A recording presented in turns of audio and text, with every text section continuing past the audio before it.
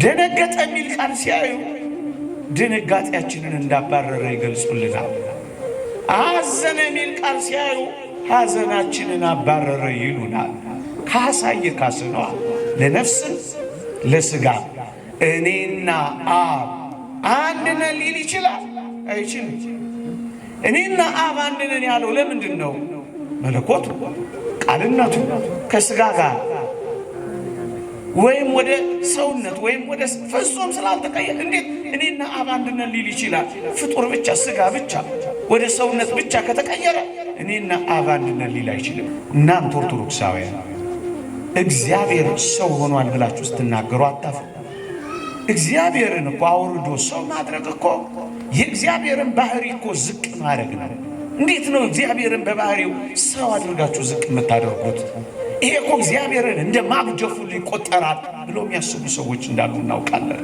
እግዚአብሔር ሰው ሆነ ስትሉ አታፍሩ። የሰው ሥጋ ሲዋሃድ እኮ ወሰናችሁት እኮ ማለት ነው። ኢየሱስ ክርስቶስ ከድንግል ማርያም ሲወለድ ሰው ብቻ ነበረ። አምላክነት የሌለው ፍጡር ብቻ ነበረ። ሕፃኑ ምን ይባላል? ኃያል አምላክ። ወገኖቼ ከርሞ ቆይቶ ጥምቀት ሲደርስ የምወደው ልጄ ይህ ነው ሲባል አምላክ የሆነ አይደለም። እናስ ሕፃኑ ለሕፃኑ አይደል? ለሕፃኑ የሰገዱት ምን ቢሆን ነው? አምላክ። አለበለዚያማ ለፍጡር እኮ የአምልኮ ስግደት ሰገዱ ነው የሚለው እኮ። እንደሱማ እንዴት ይሆናል? መስቀል ላይ ሲደርስ መከራ ሲቀበል ሰው ብቻ ነው የሆነው። አምላክነቱ ተለይቶታል፣ መለኮቱ ርቆታል። ብቻውን የተሰቀለው የማርያም ልጅ ሊሉን ይከጅላሉ። ሊቃውንት የቤተ ክርስቲያን፣ መምህራነ ወንጌል፣ የሰንበት ትምህርት ቤት ደቀ መዛሙርት፣ የተወደዳችሁ የእግዚአብሔር ልጆች ክርስቲያኖች በልዑል እግዚአብሔር ስም እንደምን ሰነበታችሁ? እንደምን አላችሁ? አሜን። በምሕረቱ የጎበኘን እንደ በደላችን ያልከፈለን እንደ ኃጢአታችን ያልተቆጣጠረን ይቅር ያለን ምሕረቱን ያበዛልን በቤቱ የሰበሰበን ቃሉን እንድንሰማ ያበረታታን የአባቶቻችን አምላክ የእኛም አምላክ ልዑል እግዚአብሔር ዘላለማዊ ስሙ የተመሰገነ ይሁን። ለቀደምት አበው ለነቢያት፣ ለቅዱሳን ሐዋርያት፣ ለሐዋርያውያን አበው ለሊቃውንት የገለጸውን ጥበብና ምስጢር ለሁላችንም ይግለጽልን። ከዚህች ዕለት ከገናናው መልአክ ከቅዱስ ገብርኤል በረከት ረድኤት ለሁላችንም ያሳትፈን። እግዚአብሔርን የመምሰል ምስጢር ያለ ጥርጥር ታላቅ ነው። በሥጋ የተገለጠ በመንፈስ የጸደቀ ለመላእክት የታየ በአሕዛብ የተሰበከ በዓለም የታመነ በክብር ያረገ የሐዋርያው የቅዱስ ጳውሎስ መልእክት ወደ ጢሞቴዎስ አንደኛ ምዕራፍ 3 ቁጥር 16 የእግዚአብሔርነት ምስጢር ያለ ጥርጥር ታላቅ ነው፣ በሥጋ የተገለጠ። በዚህ ኃይለ ቃል በዚህች ምሽት ጥቂት መንፈሳዊ ቁም ነገሮችን ለማንሳት እሞክራለሁ። ትምህርት ነው። ትንሽ ታግሳችሁ እንድትሰሙኝ በልዑል እግዚአብሔር ስም እጠይቃለሁ። እግዚአብሔር ሰው ሆኗል ስንል ብዙዎች ግር ይላቸዋል። እንዴት አድርጎ ነው እግዚአብሔር ሰው የሚሆነው ብለው ያፌዙብናል። እውነት ነው።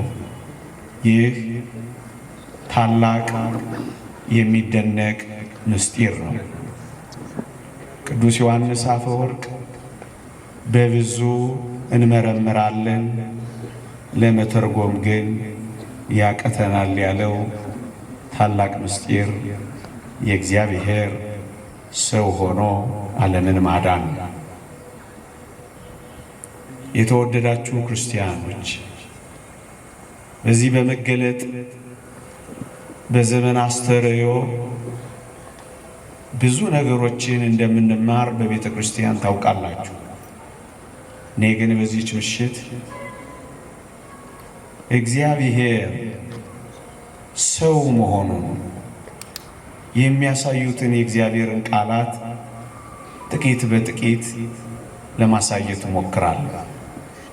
ትንሽ ከበድ ሊል ቢችልም ምናልባት መግለጽ ቢያቅተኝም የበለጠ እንድታሰፉት የበለጠ በሰንበት ትምህርት ቤቶች እንድትማሩት በሰንበት ትምህርት ቤት የተልእኮ ትምህርት ማንዋሎችን ተመልክታችሁ ዕውቀታችሁ እንድታሳድጉ ሃይማኖታችሁ እንድታደላድሉ ያመነውን በእውቀት ተደግፈን እንድንኖርበት አደራ ከማለት ጋር የሊቃውንት አምላክ እንዲያስተምረን እየተማጸንኩ ትምህርቴን ጀምራለሁ። አዎ ራሱ በቀጥታ ያዳነን የፈጠረን እግዚአብሔር ሲፈጥረን ራሱ በቀጥታ ነው የፈጠረን። ስለዚህ ሲያድነንም በተዘዋዋሪ መንገድ ሊያድነን አልወደደም። እግዚአብሔር ራሱ በቀጥታ ሊያድነን ነው የወደደው። ምዕመናን እንደምታውቁት የላይኛው ፍርድ ቤት የፈረደውን ፍርድ የእስረኛው ፍርድ ቤት ሊያነሳው እንደማይችል የታወቀ ነው። የላይኛው ፍርድ ቤት ያልኳችሁ ማን ይመስላችኋል? እግዚአብሔር አይደለምን? እግዚአብሔር ሞትን ትሞታላችሁ ካለ እና ሞትን ከፈረደ ይህንን ሞት ቀልብሶ ለሰው ልጆች ሕይወት ሊሰጥ የሚገባው ራሱ የሕይወት ምንጭና ባለቤት እግዚአብሔር። ለዚህ ነው የፈረደውን ፍርድ ትሞታላችሁ የሚለውን መሻርና ሕይወት መስጠት የሚችል እግዚአብሔር ስለሆነ ነው እግዚአብሔር ሰው ሆኗል የምንለው። አንዳንድ ሰዎች እግዚአብሔር ሰው እስከ መሆን ምን አደከመው? ዝም ብሎ የሰውን ልጅ ይቅርታ ማድረግ አይችልም ነበር? እስከ ሞት ድረስ ምን አተጋው? ሰው እስከ መሆንስ ለምን አዋረደው? ዝም ብሎ በይቅርታ ሊያልፍ ይቻለው የለም ብለው አንዳንድ ሰዎች ይጠይቃሉ። ኦርቶዶክሳውያን ሊቃውንት ይህንን በሚገባ ሐሳብ ያብራራሉ። እግዚአብሔር በቃሉ የታመነ ነው። ትሞታላችሁ ያለው ቃል ሊፈጸም ግድ ነው። ልብ በሉ፣ ቅጣቱ የሞቱ ፍርድ ሊፈጸም ግድ ነው። ዝም ብሎ እግዚአብሔር ይቅር ቢላቸው ፍርዱን ሳይፈርድባቸው ቃሉ የታመነ ሆኖ አይቀርም። ፍትሑ የተዛባ ይሆናል። እግዚአብሔርም በቃሉ ያልታመነ ይሆናል። ስለዚህ ዝም ብሎ እግዚአብሔር ይቅር አላላቸው። ይልቁኑ በፍርዱና የውላችሁ ዝም ብሎ ደግሞ ይቅር ሳይል እግዚአብሔር በቅጣቱ በፍርዱ ዝም ብሎ ቢተዋቸው ኖሮ ደግሞ እግዚአብሔር ሰውን የፈጠረው ለከንቱና ለጥፋት ነው ተብሎ እግዚአብሔር ይታማ ነበር። ጨካኝ እንደሆነ ይቆጠር ነበር። ስለዚህም ፍርዱን ከይቅርታው ጋር ቅጣቱን ከምሕረቱ ጋር ያለ ተቃርኖ ማስተካከል ስላለበት ይህንን ይቅርታውን ከፍርዱ ጋር አመዛዝኖ የሰውን ልጅ ለማዳን የሄደበት መንገድ የእግዚአብሔር መለኮታዊ ጥበብ እሱም የክርስቶስ ሰው መሆን። እውነት እግዚአብሔር ሰው ሆኗል?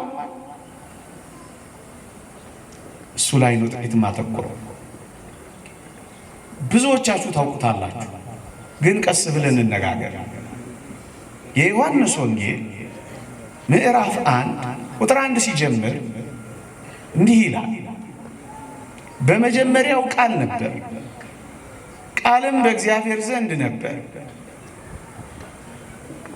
ቃልም እግዚአብሔር ነበር፣ ሁሉ በእርሱ ሆነ፣ ከሆነው አንዳች ስንኳ ያለ እርሱ አልሆነም ይላል።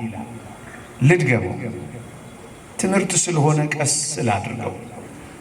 በመጀመሪያው ቃል ነበረ፣ ቃልም በእግዚአብሔር ዘንድ ነበረ፣ ቃልም እግዚአብሔር ነበረ፣ ሁሉ በእርሱ ሆነ፣ ከሆነው አንዳች እንኳን ያለ እርሱ አልሆነም ይላል። ልብ በሉ። በመጀመሪያው ቃል ነበር፣ ቃልም በእግዚአብሔር ዘንድ ነበር፣ ቃልም እግዚአብሔር ነበር ይላል። እኔ የምፈልገው ወደ ጉዳይ የሚያንደረድረኝ ብዙ ሀተታ መስጠት ቢቻል ለእኔ ለዛሬዋ ምሽት ነጥቤ ግን እማተኩረው ቃልም እግዚአብሔር ነበር ያለው ነው። ይሄ ቃል ማን ነው? እግዚአብሔር። ይሄው በግልጽ ነው ወንጌሉ ይነገር። ይሄ ቃል ማን ነው? ፈጣሪ ነው። ሁሉ በእርሱ ሆነ፣ ከሆነው ከተፈጠረው አንዳች እንኳን ያለ እርሱ አልተፈጠረም ነው የሚለው።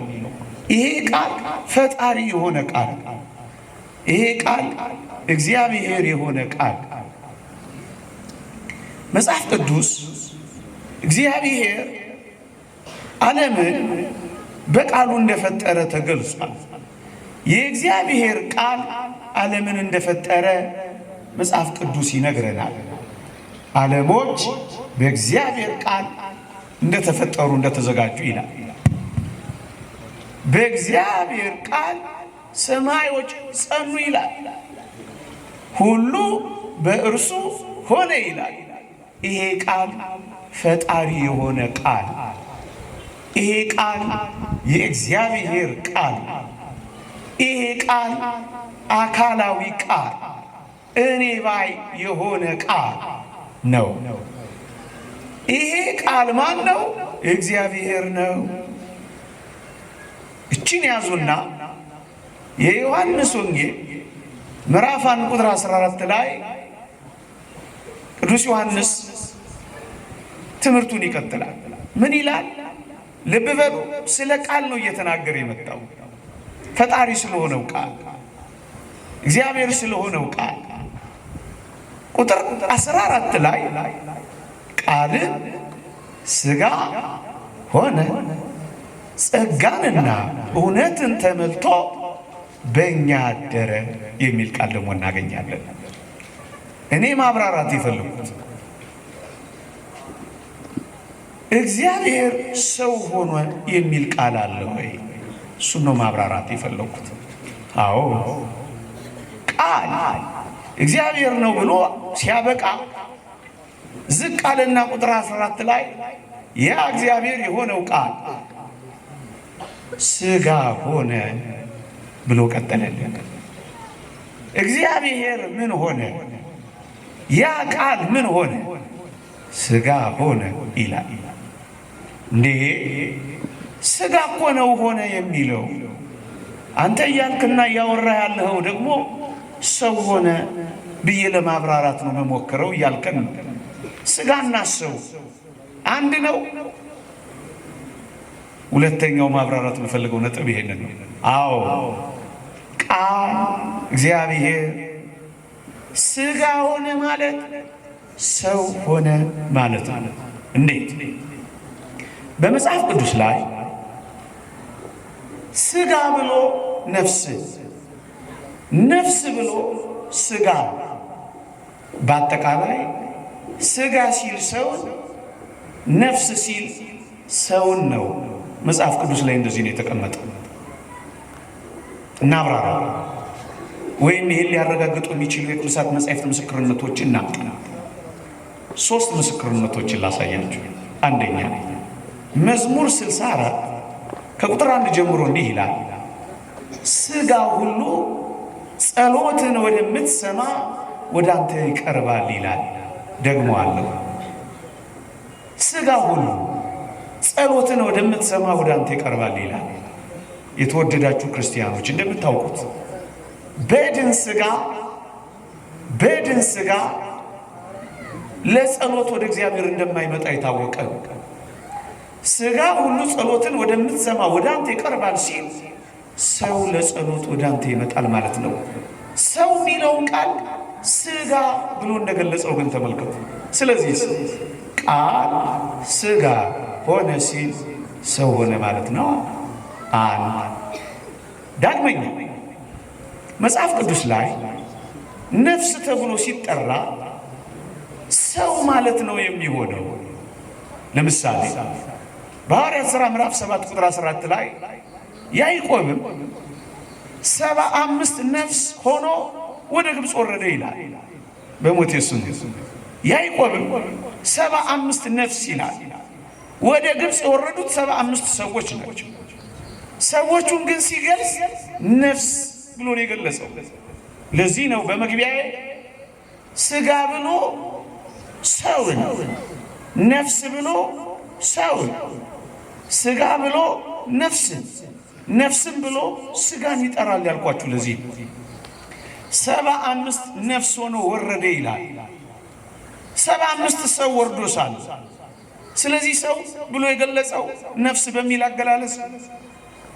ስለዚህ ቃልም ሥጋ ሆነ የሚለው ቃል ያ እግዚአብሔር የሆነው ቃል፣ ፈጣሪ የሆነው ቃል፣ ዓለምን የፈጠረ ቃል ሰው ሆነ ማለት ነው። ሶስተኛ ምስክርነት ኦሪት ዘጸአት ኢትቅትል ነፍስ ይላል። ነፍስን አታጥፋ፣ ነፍስን አትግደል ይላል። ወዳጆቼ ነፍስ እኮ ሟች አይደለች። ነፍስን አታጥፋ ማለት ግን ሰውን አትግደል ማለት ነው።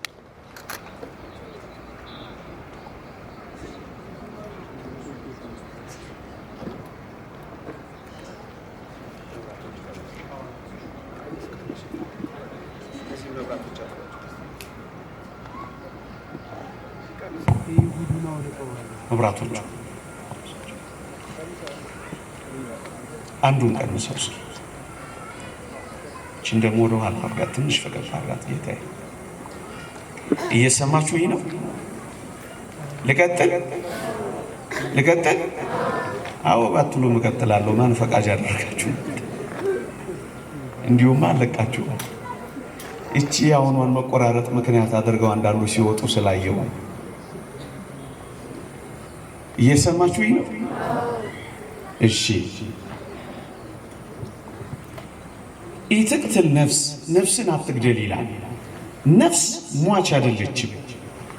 ነፍስን አትግደል ማለት ግን ሰውን አትግደል ማለት ነው። ስለዚህ መጽሐፍ ቅዱስ ላይ ሰውን ሲጠቅስ ሥጋ፣ ሰውን ሲጠቅስ ነፍስ ነው የሚለው። ስለዚህ ቃልም ሥጋ ሆነ ሲል ሰው ሆነ ማለት ነው። የተወደዳችሁ ክርስቲያኖች በቤተ ክርስቲያን ታሪክ አንድ አብሉናሪዮስ የሚባል መናፍቅ ተነስቶ ነበር። እቺን የዮሐንስ ወንጌል ምዕራፍ 1 ቁጥር 14 ምን የምትለዋን ቃልን ሥጋ ሆነ የምትለዋን ቃል ወሰደና እግዚአብሔር ሥጋ ብቻ ነው የሆነው፣ ነፍስን አልሆነም። ይልቁንም በነፍሱ ፈንታ ለቃል መለኮቱ ነፍስ ሆኖታል። ምክንያቱም ሥጋ ብቻ ነው የሚለው፣ ነፍስን ሆነ አይልም። ስለዚህ ክርስቶስ ነፍስም ጭምር የለውም የሚል ክህደት አምጥቶ ነበር። በረከቱ ትደርብንና ቅዱስ ቄርሎስ እንዲህ ብሎ መለሰለት። ሥጋ ብቻ ስላለ ማን ነው ቃል ሥጋ ሆነ ስላለ ሥጋ ብቻ ነው የምትለው ብሎ ጠየቀው። አዎ ቃል መለኮት እግዚአብሔር ሥጋ ብቻ ነው እኮ የሚለው። ሥጋ እኔ ከላይ ያብራራሁትን ሰው ነፍስ የሚለውን ትቶት ማለት ነው። እንዲህማ የምትል ከሆነ አለው ቅዱስ ቄርሎስ አንድ አስደናቂ ምሳሌ ያመጣለት። በኦሪት ዘፍጥረት ምዕራፍ 1 ስለ አዳምና ስለ ሔዋን አፈጣጠር ሲናገር እግዚአብሔርን ከአዳም ጎን አጥንት አወጣ ይላል። አዎ እስማማለሁ፣ አጥንት አውጥቷል አለው። ወደ አዳም አመጣት። አዳም ግን ይቺ አጥንት ከአጥንቴ ናት ብቻ ብሎ አላቆመም። እናስ አለው ሥጋዋም ከሥጋዬ ነው ያላት አለው። ልክ ነው አለው። ስለዚህ በአንተ አባባል እኮ ቢሆን አለው አጥንት ብቻ መሆን ነበረባት አለው። ሥጋ ብቻ ስላለ ማለት ነው። አብሉናሪዮስ ደነገጠ። ቅዱስ ቄርሎስ ማብራራቱን ቀጠለ። ምን አለ? አጥንት ወሰደ ሲል አጥንት ብቻ ማለት አይደለም፣ ሥጋም ብሎ የጨመረው አዳም ለዚህ ነው። ሥጋ ብቻ አይደለም፣ ጸጉርም፣ ጅማትም፣ ቅልጥምም፣ ነፍስም ከዛው ነው የነሳው። ስለዚህ አጥንት ወሰደ ተብሎ አጥንት ብቻ እንደማይባል ቃል ሥጋ ሆነ ሲል ሥጋ ብቻ አይደለም ብሎ አስረድቶታል። እንደዚህማ ካልክ ቃል ሥጋ ብቻ ነው የሆነውማ ካልክ አጥንት ወሰደ ካለ ሴቶች ሁሉ ምንድን ናቸው ማለት ነው? ወንዶች ንገሩኝ። ምን ሳይሰሟችሁ አጥንት ብቻ እናንተን አይደለም። ግልጽ ነው ሐሳቡ፣ ግልጽ ነው። አያችሁ፣ ቃል ሥጋ ሆነ ማለት ነፍስንም ጭምር ሆነ ማለት ነው። ሰው ሆነ ማለት ስለሆነ በነገራችን ላይ ኢየሱስ ክርስቶስ ቃል አካላዊ ቃል ሥጋ ሆነ ሲል ነፍስን አልሆነም ማለት ነው። አብሉናሪዮስ የተባለው ሰው እንደተናገረው ክርስቶስ ነፍስ የለውም ማለት ነው። ክርስቶስ ነፍስን አልነሳም ማለት ነው። አልወሰደም ማለት ነው። ስህተት ነው። ቅዱሳት መጻሕፍት ይህንን በሚገባ ገልጸዋል። ገና ተወልዶ በልጅነቱ ከሄሮድስ ፊት ሲሸሽ እንዲመለስ መልአኩ የተናገረው ቃል ለዚህ ምስክር ነው። የሕፃኑን ነፍስ የሚፈልጉ ሞተዋልና ተመለስ ይለዋል። ክርስቶስ ነፍስ አለው የለውም? ይሄው ነፍስ። ሁለተኛ ነፍሴን ልተዋት ደግሞም ላነሳት ስልጣን አለኝ ብሏል አላለም? ክርስቶስ ብሏል። ነፍስ አለው የለውም? አለው። ሶስተኛ አባቴ ሆይ ነፍሴን በእጅህ አደራ እሰጣለሁ ብሏል። ነፍስ አለው የለውም? ስለዚህ ቃል ሥጋ ሆነ የሚለው ነፍስንም ጭምር ሆነ። ከተወደደች ከቅድስት ድንግል ማርያም ሥጋን ነፍስን ውሃንም አጥንትንም ሁሉንም ነው የወሰደው። ሰው ሆኗላ። የሰው ልጅ ተብሏላ። ሰው ሆኗላ። ቃል ሥጋ ሆነ። ቅዱስ ቄርሎስ ሁለተኛ አስደናቂ መልስ ግን ይመልሳል። ኢየሱስ ክርስቶስ ነፍስ ከሌለውማ በነፍሳችን እኛ አልዳንማ ብሎ መልሶለታል። ሥጋ ብቻ የሚባል ከሆነ ክርስቶስ ለነፍሳችን ካሳን ካሰማ ክርስቶስ የነፍሳችንን የሥጋችንን መድኃኒት ካሳ የሆነው ሥጋችንንም ነፍሳችንንም ወስዶ ሰው ስለሆነ ነው። አንዳንዶች መጽሐፍ ቅዱስ ላይ ስለ ክርስቶስ በተጻፉ ንባባት ፈራ፣ ደነገጠ፣ አዘነ፣ ተከዘ የሚል ሲያገኙ አንዳንድ ሰዎች እንዴት ነው እናንተ የሚፈራ አምላክ ያላችሁ?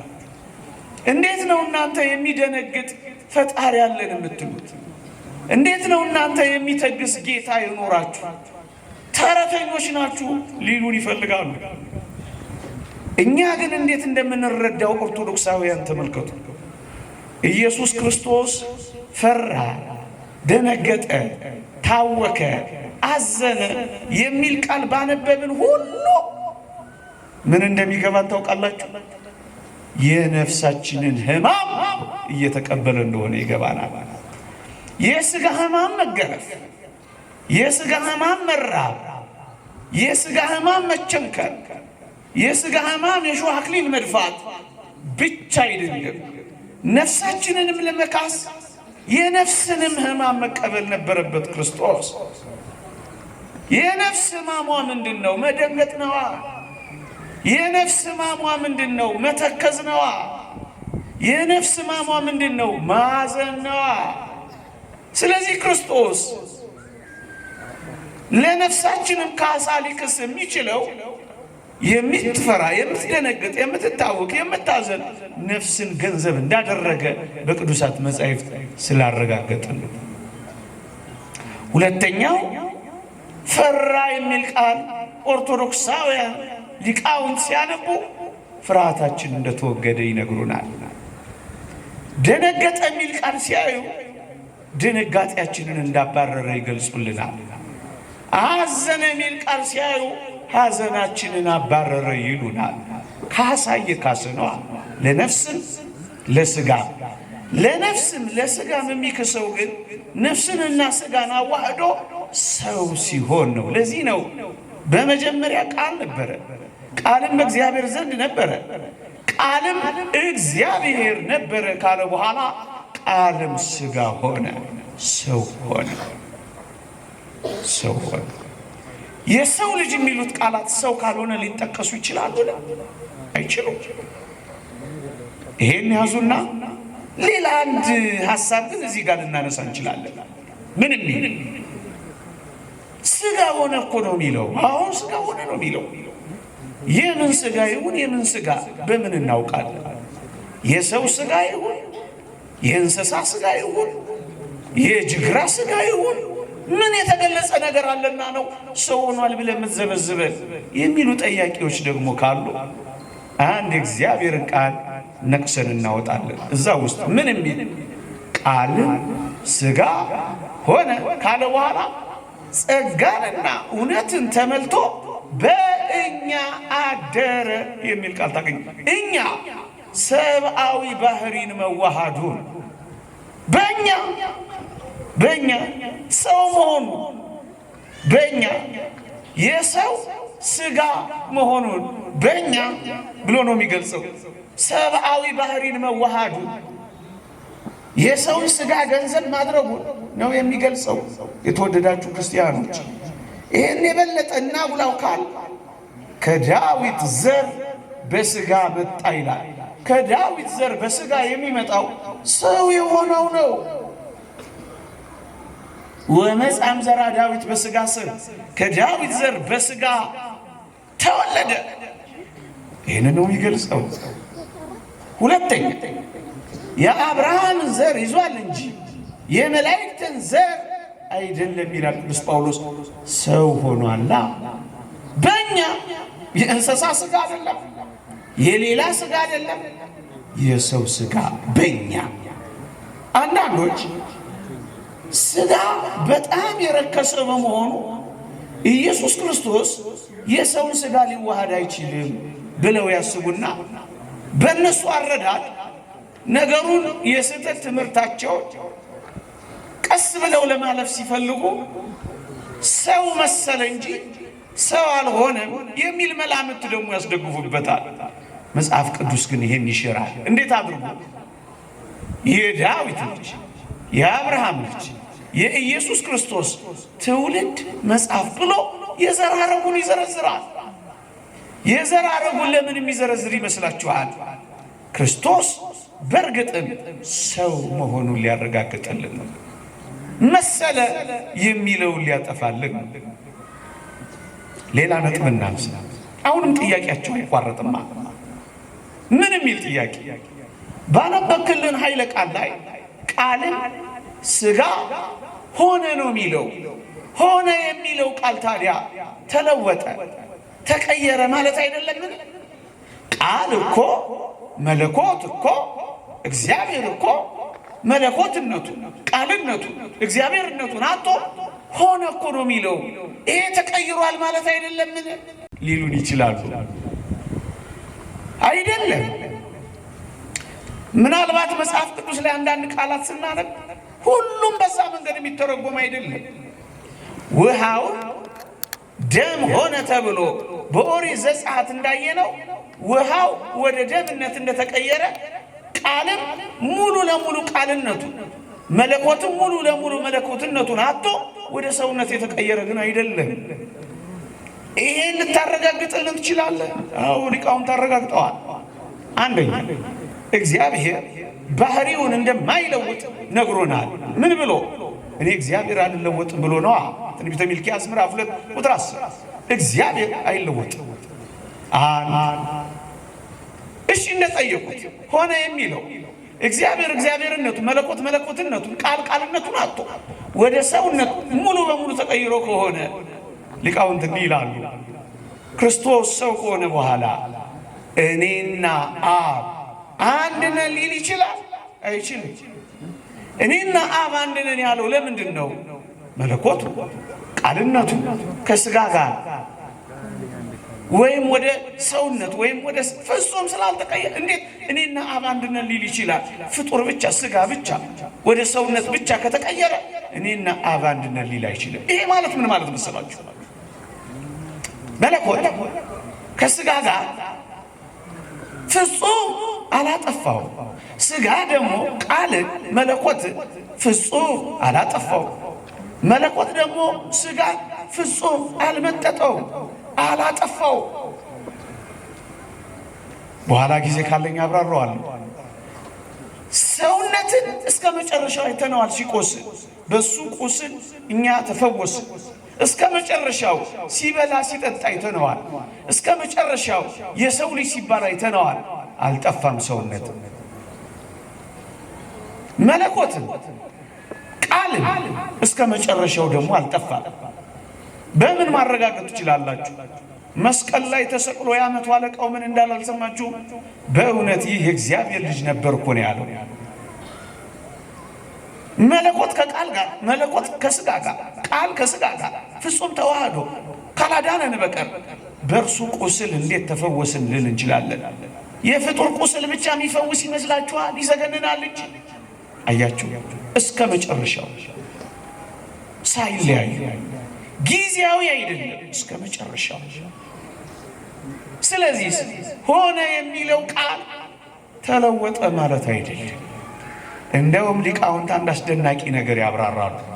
ዝቅ ብሎ መጽሐፍ ቅዱስን ከላይ አንብበነው ብቻ አንቶ ከስርም ብቻ ተመልክተን አንጥለው፣ ሙሉን አንብበን እንረዳዋለን እንጂ እንዴት ቃልን ሥጋ ሆነ ጸጋንና እውነትን ተመልቶ በእኛ አደረ።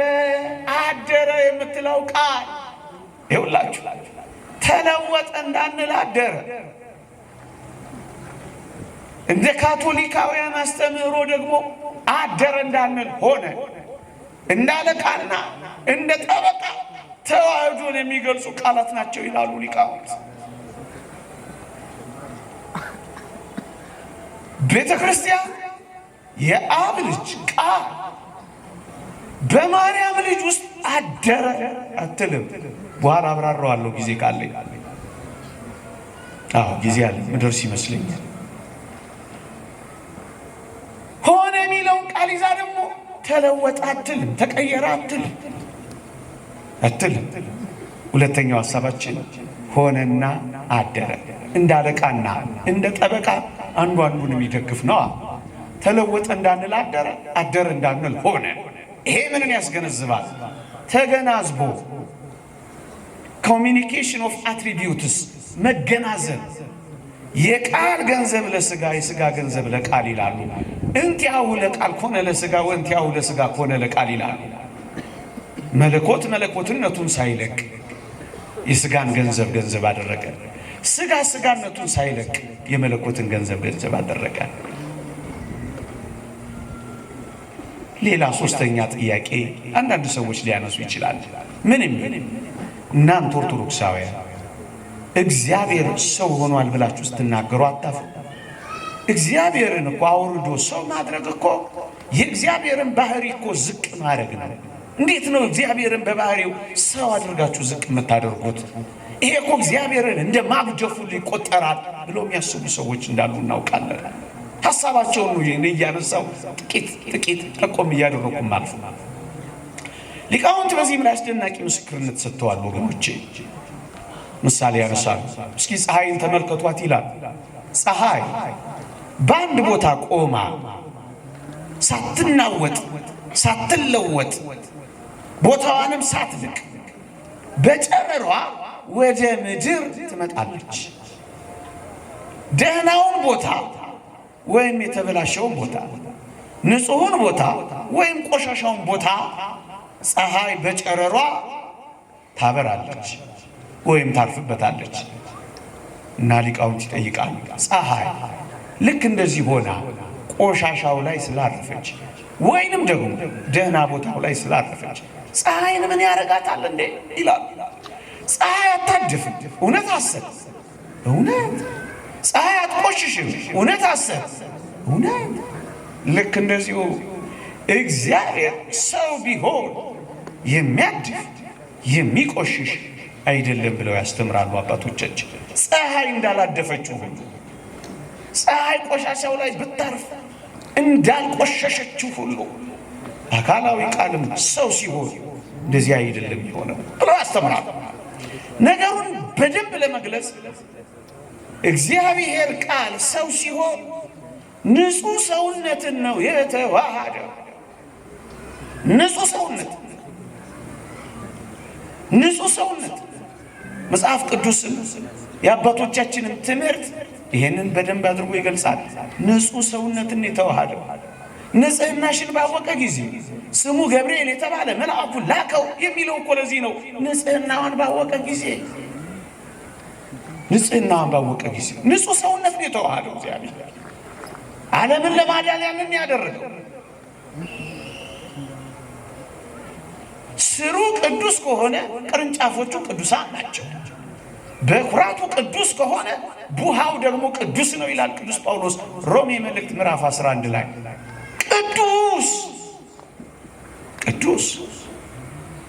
ቅዱስ በጣም ምርጥ ዝርዝር ትምህርት አላቸው አባቶቻችን በዚህ ዙሪያ።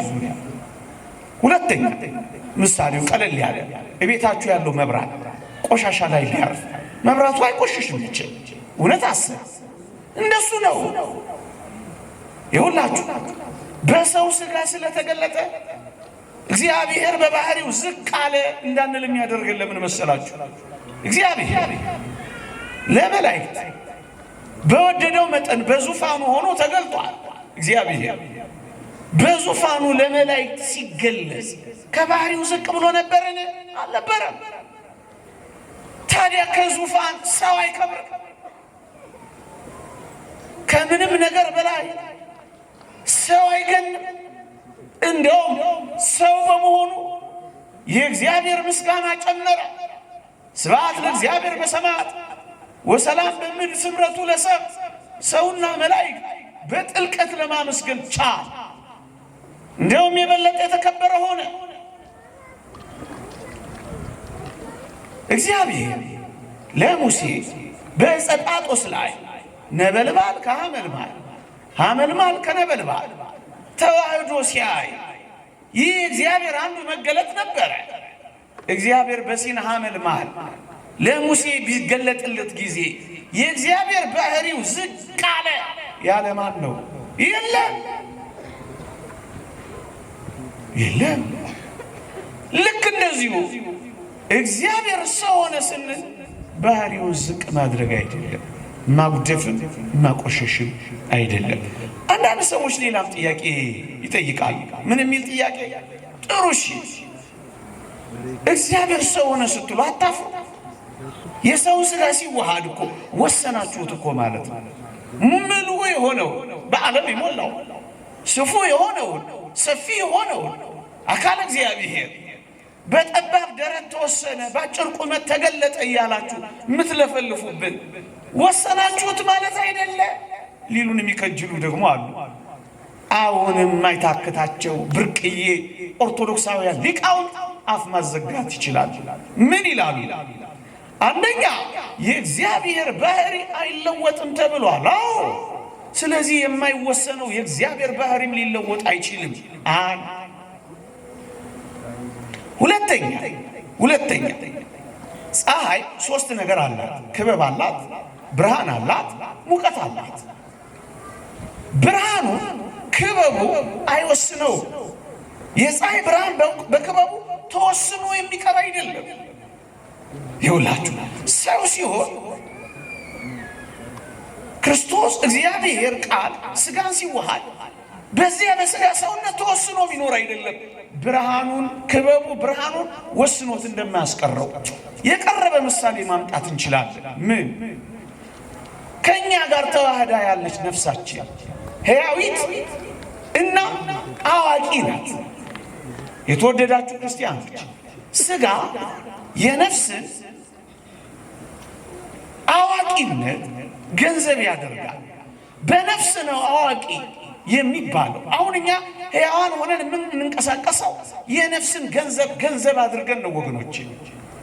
ክርስቶስ ስጋ የቃልን የመለኮትን ገዢነት ገንዘብ የሚያደርገው ስጋ የነፍስን እውቀት ገንዘብ እንደሚያደርገው እና ነፍስ ከስጋ ጋር ተዋህዳ ብትሆንም በስጋ ግን ተወስና አትኖርም።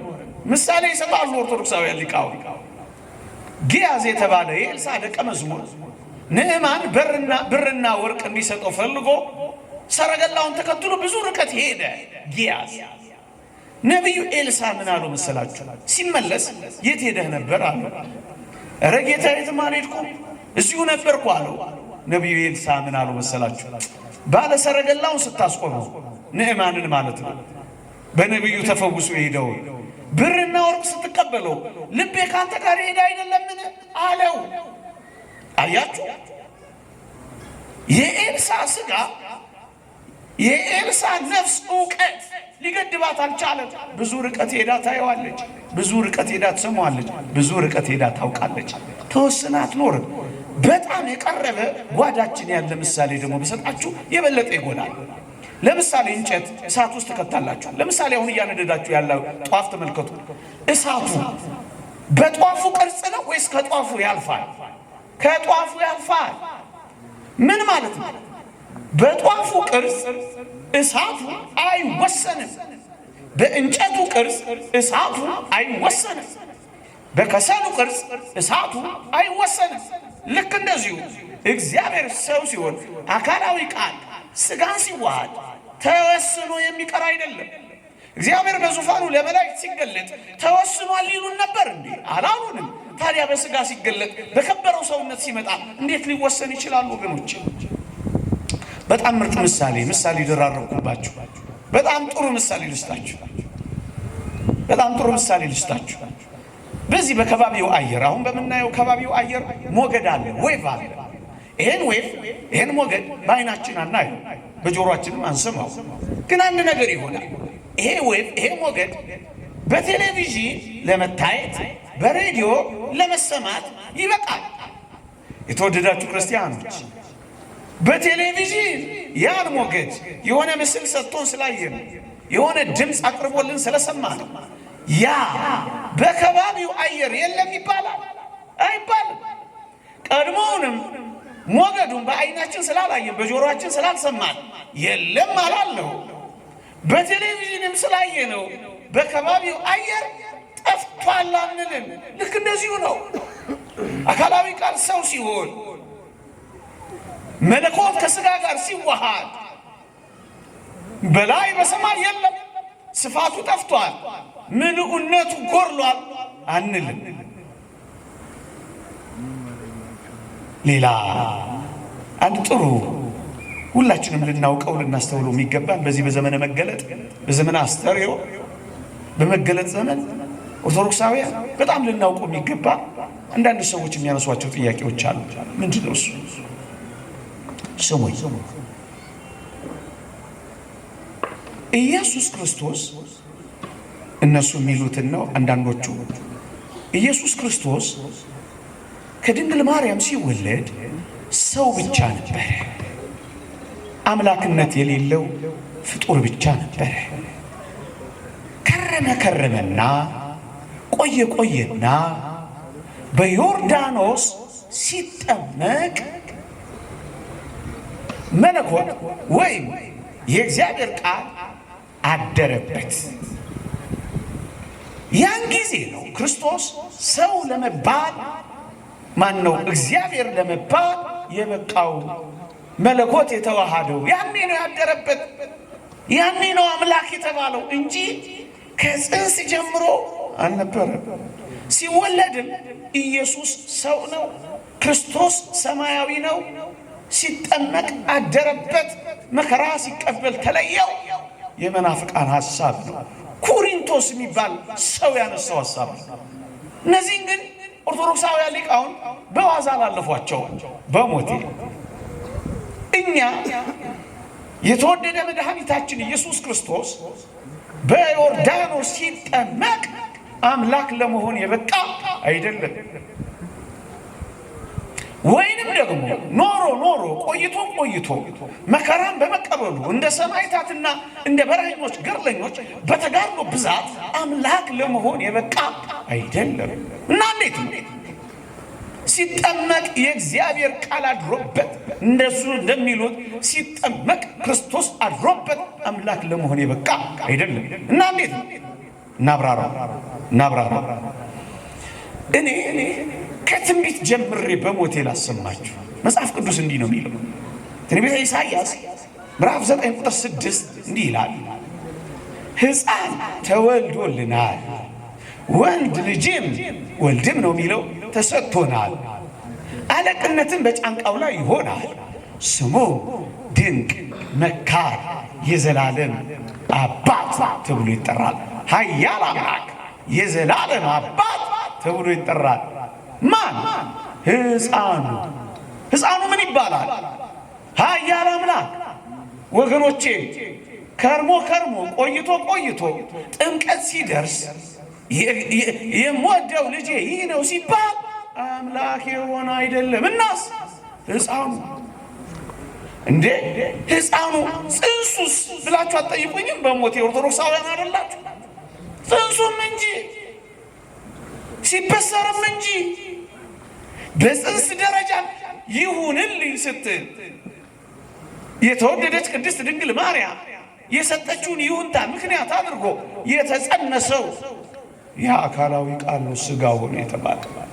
ይሄንን በጽንስ ደረጃ ልታረጋግጥልን ትችላለህ? ግጥም አድርጌ ላጽድቆተ ነገር ዘመድሽም ኤልሳቤጥ በስተርጅና ጸንሳለች የሚለው የቅዱስ ገብርኤልን ምስክርነት ከሰማች በኋላ የተወደደች ቅድስት ድንግል ማርያም እግሮቿ የገሰገሱት ወደ ዘካርያስ ወደ ካህኑ ቤት ነው። እኒያዚያ ምን ሰማች? መንፈስ ቅዱስ ያደረባት ቅድስት ኤልሳቤጥ ጮኸች። ምን አለች? የጌታዬ እናት። ዝም ብለን የምናልፈው ይመስላችኋል? ይህን ቃል አይደለም። ምንድን ነው የሚያሳየን? የጸነሰችውን የጌታዬ እናት ብላ እንደጠራቸው ታያችሁ። ጌታ የባህሪ ጌታ ነው።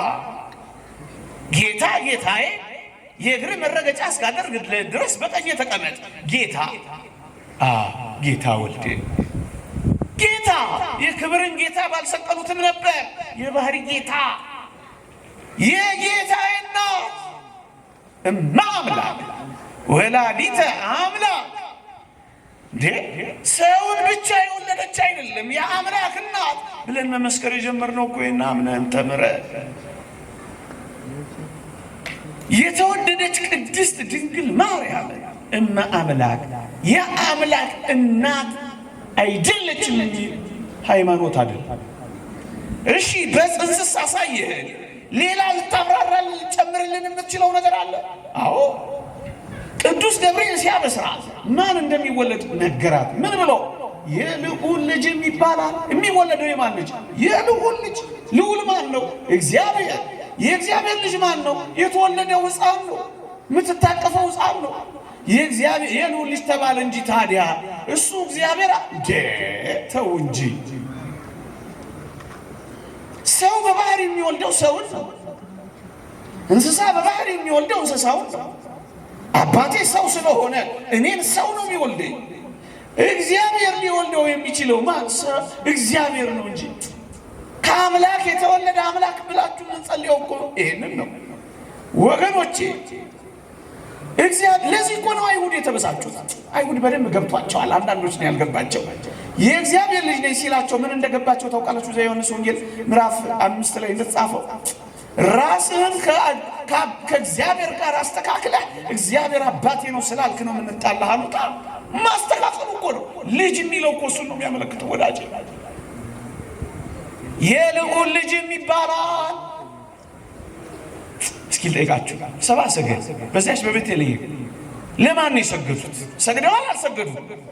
ሰግደዋል። ለማን ነው የሰገዱት? ለሕፃኑ አይደል? ለሕፃኑ የሰገዱት ምን ቢሆን ነው? አምላክ። አለበለዚያማ ለፍጡር እኮ የአምልኮ ስግደት ሰገዱ ነው የሚለው እኮ። እንደሱማ እንዴት ይሆናል? የሰገዱት ፍጡር ኢየሱስ እነሱ እንደሚሉት ስጋ ብቻ የማርያም ልጅ ብቻ መለኮት ቃልነት መለኮትነት የሌለው ፍጡር ብቻ ቢሆን እንዴት ይሰግዱለታል እንዴ? የነገርከን እኮ በጽንስ ከዛም በልደት በ2 ዓመቱ ከዚያም ደግሞ እንደዚህ አድርገን የነገርከን። ጥምቀትስ አካባቢ ልታሳየን ትችላለህ? አዎ ቅዱስ ዮሐንስ መጥምቅ ሲያጠምቀው ምን እንዳላልሰማችሁ? የጫማውን ጠፍር ፈታ ዘንድ የማይገባኝ ከእኔ የሚበረታ ከእኔ ቀድሞ የነበረ አሁን እነዚህ ሁሉ ቃላት ብሎ የሚያሳዩት አሁን የሚመጣው ሊጠመቅ ወደ እኔ የሚመጣው ከእኔ ቀድሞ የነበረ ፊተኛው ነው የሚመጣው። ደግሞስ ነዋ መገውዝ እግዚአብሔር ዘያትት ወያሴስል ኃጢአት ዓለም የዓለምን ኃጢአት የሚያስተሰርይ የእግዚአብሔር በግ የዓለምን ኃጢአት ይቅር ሊል ሊያስተሰርይ የሚችል አምላክ ካልሆነ በቀር ማን? ስርየተ ኃጢአት ሊሰጥ የሚችል ከሱ በቀር ማን? ተወደዳችሁ ክርስቲያን፣ ለዚህ ነው እኛ ከርሞ ቆይቶ አምላክ ለመሆን በጥምቀት ጊዜ አምላክ ለመሆን አንዳንዶች መስቀል ላይ ሲደርስ መከራ ሲቀበል ሰው ብቻ ነው የሆነው። አምላክነቱ ተለይቶታል፣ መለኮት ርቆታል። ብቻውን የተሰቀለው የማርያም ልጅ ሊሉን ይከጅላሉ።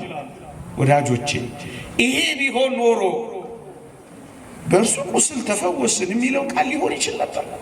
ሰው እንዴት ይድናል? ፍጡርን ስላላዳነው አይደል እንዴ አምላክ ሰው መሆን ያስፈልገው? ሁለተኛ ቅድም የጠቀስኩላችሁ ክርስቶስ ተሰቅሎ ያየው 100 አለቃ ምን እንዳላልሰማችሁ? በእውነት ይህ የእግዚአብሔር ልጅ ነበር እኮ ያለው ነው እኮ ያለው። የእግዚአብሔር ልጅ እግዚአብሔር ነው እኮ ያለው። ሶስተኛ ፍጡር ብቻ መለኮት ያልተዋሃደው ስጋ ብቻ ወይም እነሱ እንደሚሉት እግዚአብሔር ልባቸውን ይመልስላቸው እንጂ ኢየሱስ ክርስቶስ ፊቱን በቀሬናው ሰው በስምዖን ላይ ለጠፈና ክርስቶስ አመለጠ። እነሱ የሚጠቀሙበት ቃል አለ፣ እሱን አልገልጸው። እንደዚህ ፊልም ለመስራት ነው እንዴ ክርስቶስ የመጣው? አይደል? እናስ የተወደዳችሁ ክርስቲያኖች መጽሐፍ ቅዱስ በግልጽ እነዛን ሁሉ ታምራት ነገረን። ፀሐይ ለምን ጨለመች? ሰው ብቻ ስለተሰቀለ፣ ፍጡር ብቻ። ጨረቃ ለምን ደም ለበሰች? ከዋክብት ለምን ረገፉ? ከመቃብር ከ500 የሚበዙ ከ1000 የሚያንሱ ሙታን ለምን ተነሱ? የእግዚአብሔር ልጅ በእውነት ስለተሰቀለ፣ ሕማምንና መከራን ገንዘብ ስላደረገ እዛ ነው። ደግሞስ ቅዱስ ጳውሎስ ይሄን ሊል ይችል ነበር። ምን አንድ አስደናቂ ቃል ይናገራል ቅዱስ ጳውሎስ፣ በረከቱ ትደርብንና ከዚህች ዓለም ገዢዎች አንዱ እንኳን ይህን ጥበብ አላወቀው፣ አውቀውትስ ቢሆን የክብርን ጌታ ባልሰቀሉትም ነበር ይላል። የክብር ጌታ የተሰቀለው የክብር ጌታ የዳን ነው። እሱ ፍጡር ብቻ ቢሆን እንዴት ልንድን እንችላለን? ወዳጆች፣ አንዳንዶች ክርስቶስ በተቀበለው መከራ ከትንሣኤ በኋላ አምላክነትን ያገኘ ነው ቅድም እንዳልኳቸው ብለው ሊሉ እንዳይሞክሩ ዮርዳኖስንና ደብረ ታቦርን ኦርቶዶክሳውያን ሊቃውንት ያነሳሉ። በተጋድሎ የእግዚአብሔር ልጅ ለመሆን በቃ እንዳትሉ ዮርዳኖስን እናሳያችኋለን። ልጄ ነው፣ በሞቴ ልጄ ነው። ምን የሚለው የሚጠመቀው አብ በደመና በድምፅ ያሰማል፣ የምወደው ልጄ ነው። የቱ የሚጠመቀው? የቱ በዓይን የሚታየው? የቱ በእጅ የሚዳሰሰው? ሰማችኋል?